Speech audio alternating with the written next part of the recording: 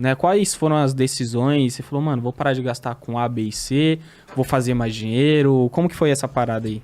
Isso é uma coisa que também vem do meu padrasto, que era não ter foco em economizar.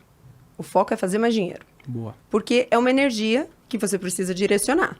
Então, ou eu paro para contar quantas coisas tem aqui e como eu lido com elas, ou eu vou usando e vejo como eu uso esse mesmo tempo para ver como eu ganho mais dinheiro. Então, esse era um pensamento que meu padrasto tinha mesmo, a gente vivendo na Pindaíba, que eu lembro que ele tomou uma decisão, uma época que a galera em volta falou assim, a gente arrumou uma faxineira uma vez por semana.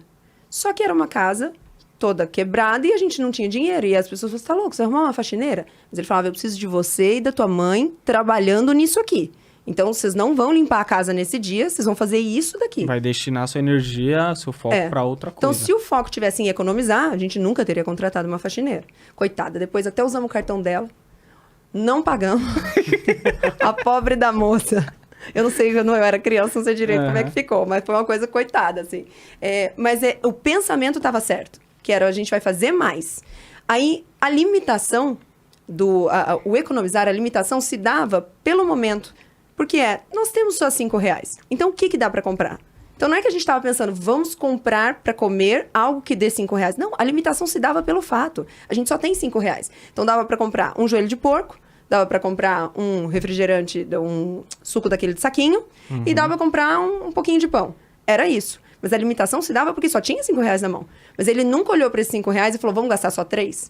Isso não tinha. Entendi. O lance é, vamos comer, a gente vai ficar bem. Então, vamos aproveitar o que tem aqui e focar em fazer mais depois. E isso foi uma das histórias que eu mais gosto, e ela tá até nos meus destaques, num videozinho de que antes era GTV, agora mudou. Mas eu lembro que a gente a gente estava morando numa casa que não tinha mais luz. E isso que meu padrasto, apesar de tudo, também tinha um lado trambiqueiro, que quando cortou a primeira vez, ele foi lá e fez o gato. Aí cortou a segunda vez, botaram um negócio, ele foi lá, tirou o lacre e tal. Cara, chegou num ponto que eles foram lá e tiraram o relógio. Não tinha relógio. Nossa. Aí ele foi lá e ligou no poste. Cara, era uma coisa zoada, assim. E aí nessa casa, se não me engano, foi nessa casa também, chegou num ponto de cortar a água. Porque a água é muito depois, né? Você tem que vacilar demais. E foi uma casa em que a gente não pagou aluguel também por muito tempo. E um dia a gente chegou e nossas coisas estavam jogadas na calçada, todas. E 2 baita cadeados, assim.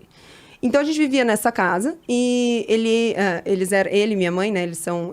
Ele era, minha mãe ela é cristã, eles frequentavam a igreja evangélica e tal. E era, inclusive, uma igreja bem complicada, que todo o pouco dinheiro que entrava, a gente dava lá, porque, né, tinha essa pegada de tem que dar tudo e tal, não sei o quê. E aí, uma vez, teve essa campanha de dar tudo e tal, e a gente tinha... Essas que aparecem na TV? Essas dá o seu tudo, dá o seu tudo e tal. O nosso tudo era bem pouco, mas deu, então vendeu um sofá e vendeu uma geladeira, que era tudo que a gente tinha, e entregamos lá. Todo mundo assim, todo mundo, vamos mesmo. Ninguém em casa falava, não, tava todo mundo no amor. E só que daí no dia seguinte, no outro, não tinha mais nada, tal. A gente passou uns 2 dias sem comer, naquela casa assim e tal. E meu padrasto, a gente foi na igreja naquela noite, meu padrasto foi falar com o pastor depois e falou pra ele, olha, pastor, a gente tá aqui, tá no amor, fizemos e tal, não sei o que, mas, cara, tô passando uma baita dificuldade lá em casa, não sei o que eu faço e tal. E o pastor se tocou com a história, ficou tocado com a história e deu R$50 pro meu padrasto. E por muito tempo, inclusive, a gente fez uma piadinha de que ele era o único cara que tinha tirado o dinheiro daquela igreja em vez de só colocar.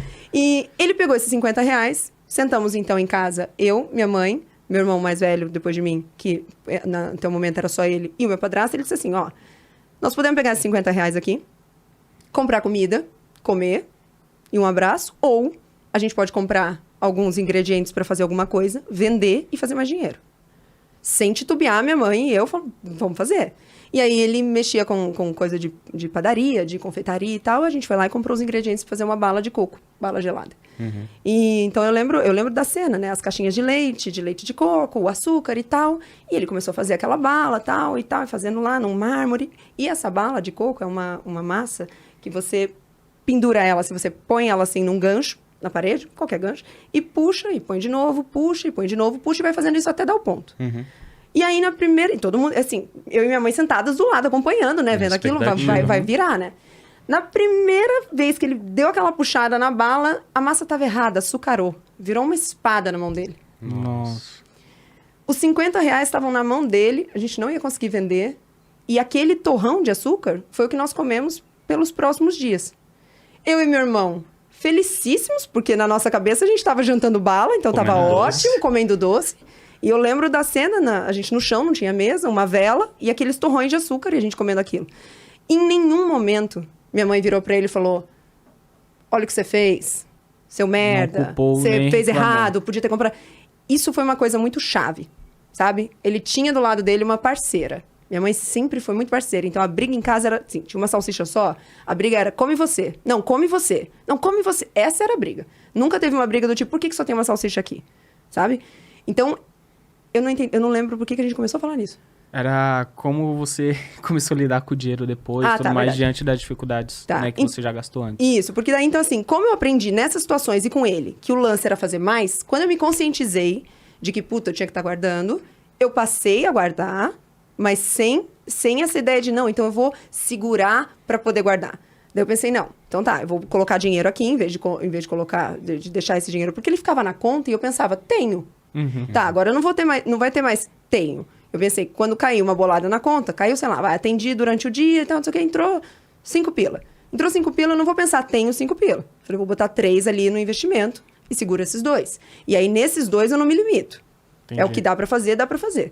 E ter feito, na época, o curso do Bruno foi muito importante, porque eu comecei a entender sobre investimento ali. E passei por aquela fase que a gente passa de saber tudo, de querer saber de todos e fazer todos. Então, eu lembro que eu até fazia analogia da cesta, não é, você tem que pôr os ovos em várias cestas. Então, eu investia em tudo. Era renda fixa, era renda variável, tudo dentro de fixa, tudo dentro de variável e tudo mais. E era um caos. Porque você tem que saber sobre tudo, acompanhar tudo, ver tudo e tal. Você criou um monstro, Aí né? perdeu o controle. E é complicado. E eu não sabia muito bem sobre tudo. Eu sabia um pouco sobre tudo, porque eu tinha que continuar estudando a minha área. Eu tinha que continuar... E fazendo mais dinheiro. Fazendo mais dinheiro. E aí, tempos depois, acho que faz o quê? Uns 2 anos, 3 anos, não sei, que é o que a gente tá falando com vocês lá fora, que eu conheci o Mente Blindada do Ícaro de Carvalho, que é uma pena que ele não abra de novo. Eu já tentei, eu já falei com ele, mas olha, é um chuchu. Porque são 2 aulas. Cada aula tem 2 horas. Você assiste no acelerador, dá 1h30. Você faz essas 2 aulas e você sai delas falando, tá, já entendi. Esquece cestas, eu vou pôr tudo no mesmo lugar. E o valor é super acessível ainda, né, do curso. Você fala, tá, eu saí dessas aulas e falei, tá, entendi, esquece as cestas, vou botar tudo no mesmo lugar, vou botar tudo em ações, e aí eu vou diversificar aqui dentro, mas bem pouco. Sim, porque daí mais concentrado. Falei, eu vou escolher 5 empresas. Vou avaliar essas 5 empresas por alguns critérios objetivos. O primeiro é, eu gosto dessa empresa, eu tô feliz quando ela cresce, eu quero que ela cresça, eu compro dela. Porque nessa época eu tinha ações. Mas aí eu tinha ações assim, eu lembro que tinha era uma coisa de água, que agora eu nem lembro. Sanepar? Acho que era. E aí assim... Saneamento básico. Meu, eu não... Sabe? Tá ali, vai, não vai. Mas eu não tô torcendo pelo saneamento básico. Eu não entendo como torcer por ele. Talvez se eu tivesse amarradona na ideia. Então, eu tinha Fleury. E aí, eu lembro de um amigo falar assim, pô, mas é um lugar que avalia cocô de velho. Porque é exame, né? E aí, claro que ele tá falando de piada, mas assim... Não, é verdade. O negócio eu não torço demais por aquilo. Porque não tá em mim essa paixão. Diferente se eu fosse médica e gostasse de análises, de exames e tal, eu investiria ali com paixão. Mas aí eu falei, então tá, vou pegar as empresas que eu tenho paixão.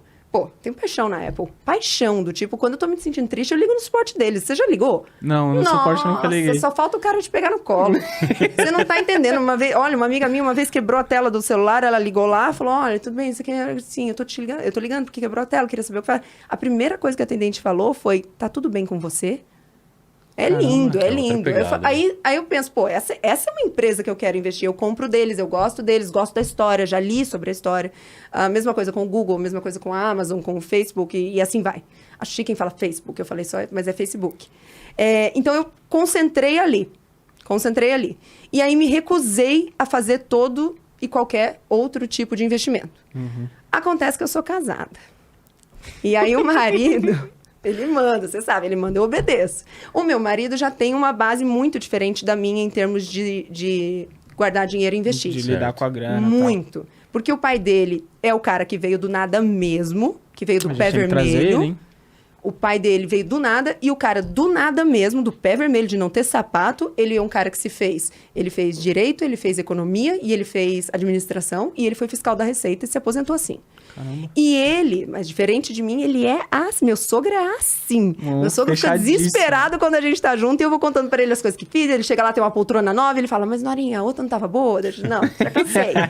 E ele, com isso, conforme foi ganhando um dinheiro, foi comprando uma casinha, outra casinha, um terreno, o terreno. Então, o investimento que o meu marido aprendeu a fazer é em imóveis. E aí, hoje, eu deixei que parte do investimento vá para lá. Mas é aquilo, eu não me envolvo. Não sei. Essa parte fica com ele. Porque, na minha cabeça, se eu vou investir nisso aqui, eu vou precisar entender sobre isso aqui. Eu não vou investir em nada que eu não entendo. Então, diversificou-se por isso. Mas se fosse por mim, ia ficar tudo ali no mesmo caminho do que eu entendo.